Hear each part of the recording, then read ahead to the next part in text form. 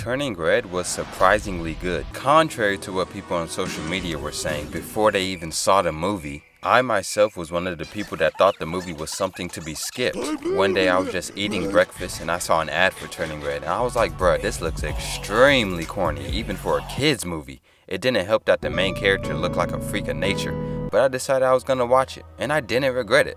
So now let's get into why. Okay, so now let's get the general compliments out of the way. First, Turning Red looks stunning. Like, look at this cooking montage. Beautiful. This scene right here. Gorgeous. Look at the subtle eyeshadow on the mom. It looks so good I want to lick it off her eyelids. Second, the lore behind the Red Panda power, aka Titan form, was simple but really cool, and the power itself is fun to watch. The movie is also very entertaining and funny. Now that's out of the way, let's go more in depth. The main character, May, is a 13-year-old girl that is unapologetically herself, which conveys a great message to the children watching this movie. And overall, she's a very simple and relatable character that feels uniquely human.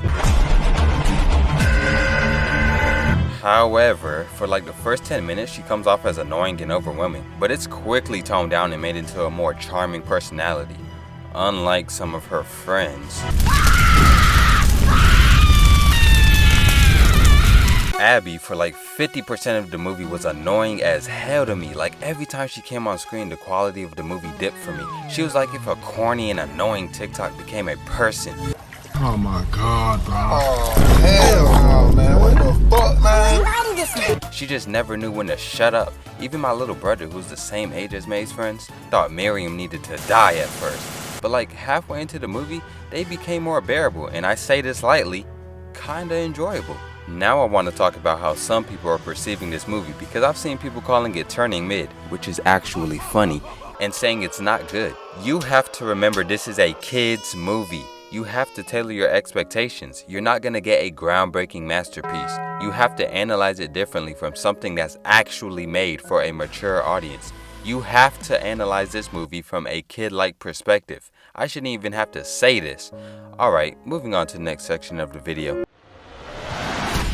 So basically, I'll be commenting on aspects of the plot, characters, themes, or whatever it may be. May and her friends having their own goals that conflict with other plot points or character goals made the conflicts very engaging and interesting. Okay, so now I want to talk about Turning Red's themes, because I saw people complaining that their delivery is quite heavy-handed and lacking all subtlety. Like, even I was shocked when I saw actual pads being shown. That was quite bold of Pixar, and some people online definitely had a problem with it. But it's like, come on, when the subject matter is puberty, you kind of have to be more explicit, especially for women. Like, people were legit complaining about vagina napkins, and to be honest, with the kind of messages Turning Red has, a more direct delivery fits into the story naturally. But I can't help but feel some of the themes could have been transitioned into better. For example, the message of familial forgiveness at the end of the movie between May's mom and grandma was caused by May hitting her mom and knocking her out, right? But see, the thing is here, do you really expect me to believe that May hit her mom, who is thousands of times bigger than her,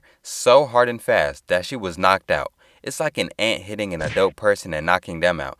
That just isn't believable. Even my little brother couldn't believe it, and he's the target demographic for this movie. Like, writers, can't you actually think of a way to cause the transition into the magic realm in a way that actually makes sense? You know what? Let me fix this right quick. So instead of May turning into a damn living bullet, she could have used her little propulsion trick to circle around her mom so fast that her mom got dizzy and fell over. Boom. And everything else happens how it did. But maybe I'm just the one overanalyzing. Tell me what you think in the comments. Bruh, tell me this dude right here don't look like the guy from Horton Hears a Who or young Justin Bieber. Discovering that the more May used her panda form, the harder it'd be for her to turn normal was a really nice and natural way to include some stakes. Although, in the end, those stakes didn't even matter. Whoa, whoa, whoa. Is that Juice WRLD?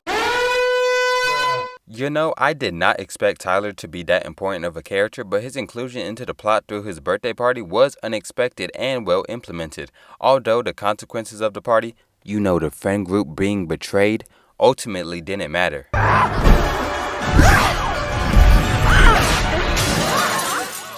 Actual attempted murder. And last but not least, my panda, my choice, Mom. So yeah, that's my mini analysis on Turning Red. Like, comment, and subscribe, please. And remember, Turning Red is surprisingly good. Okay, and you guys are so fucking dumb. Anyone who has a fucking come back to that better fucking shut the fuck up. Okay? Not kidding. Like, you sound so fucking dumb. You know nothing. You honestly know fucking nothing. If you have any rebuttal to that, dumbass, stupid.